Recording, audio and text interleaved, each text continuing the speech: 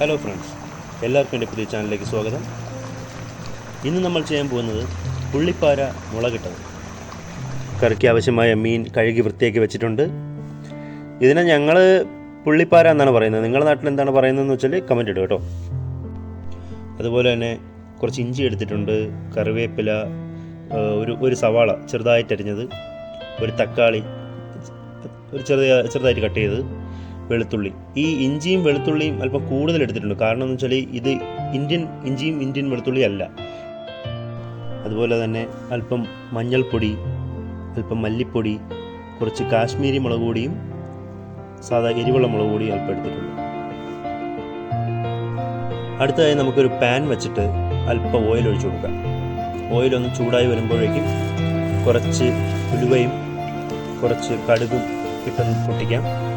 കടുക് പൊട്ടി വരുന്ന സമയത്ത് അല്പം കറിവേപ്പിലയും വറ്റൽമുളകും ഇട്ടൊന്ന് മൂപ്പിച്ചെടുക്കാം.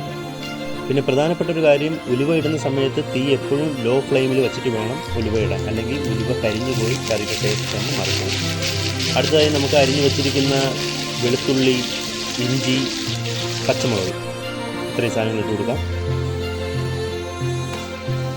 ഇഞ്ചി വെളുത്തുള്ളിയൊക്കെ ഒന്ന് മൂത്ത് ലൈറ്റ് ബ്രൗൺ കളറായി വരുന്ന സമയത്ത് നമുക്ക് അരിഞ്ഞു വെച്ചിരിക്കുന്ന സവാള ചേർത്ത് കൊടുക്കാം.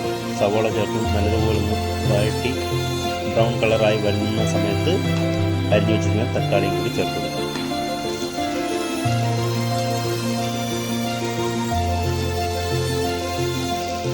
ഞാനിപ്പോൾ കുറച്ച് ഉപ്പിട്ട് കൊടുക്കുന്നുണ്ട്, ആ ഉള്ളിലേക്ക് ഒന്ന് വാടി വരാൻ വേണ്ടി മാത്രം. ബാക്കി ഉപ്പ് നമ്മൾ അവസാനം ചേർക്കുന്നുണ്ട്.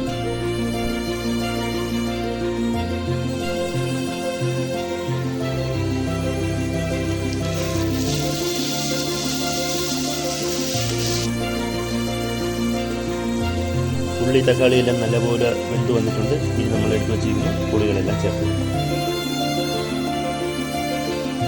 പൊടികളുടെ പച്ചമണം മാറുന്നത് വരെ നല്ലതുപോലെ ഇളക്കി കൊടുക്കുക. പൊടികളുടെ പച്ചമണമെല്ലാം മാറി വന്നിട്ടുണ്ട്. ഞാനിവിടെ ചെറിയൊരു നാരങ്ങ വലിപ്പത്തിന് വാളംപുളി വെച്ചിട്ടുണ്ട്, വെള്ളത്തിലിട്ട് വെച്ചിട്ടുണ്ട്. ശരിക്കും ഈ കറിക്ക് കുടംപുളിയാണ് ഇടേണ്ടത്, പക്ഷേ എൻ്റെ കുടംപുളി ഇല്ലാത്തതുകൊണ്ട് ഞാൻ ഇന്ന് വാളംപുളി യൂസ് ചെയ്യുന്നുള്ളൂ. വാളംപുളി ഇട്ടും നമുക്ക് കറി വയ്ക്കാം, നല്ല ടേസ്റ്റ് ആയിരിക്കും.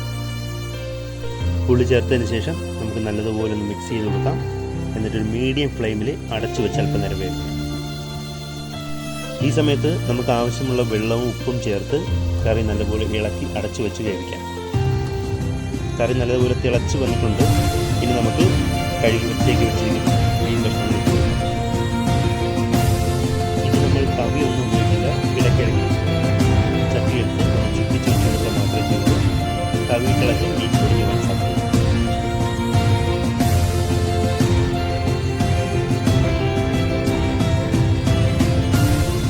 ഞാനിപ്പോൾ ഒരു രണ്ട് കറിവേപ്പിലയും കൂടി ഇട്ട് കൊടുത്തിട്ടുണ്ട്. അത് വലിയ കാര്യമൊന്നുമില്ല, വെറുതെ ഇട്ടെന്നേ ഉള്ളൂ. ഇനി ഒരു 10 to 15 മിനിറ്റ് ലോ ഫ്ലെയിമിൽ അടച്ചു വെച്ച് വേവിക്കും. പിന്നെ പ്രത്യേകം ശ്രദ്ധിക്കണം, ഈ ഇടയ്ക്കിടയ്ക്ക് 5 മിനിറ്റ് കൂടുമ്പോഴത്തേക്കും ചുറ്റിച്ച് വെച്ചു, അല്ലെങ്കിൽ ചിലപ്പോൾ അടി ചെയ്യാൻ സാധിക്കും.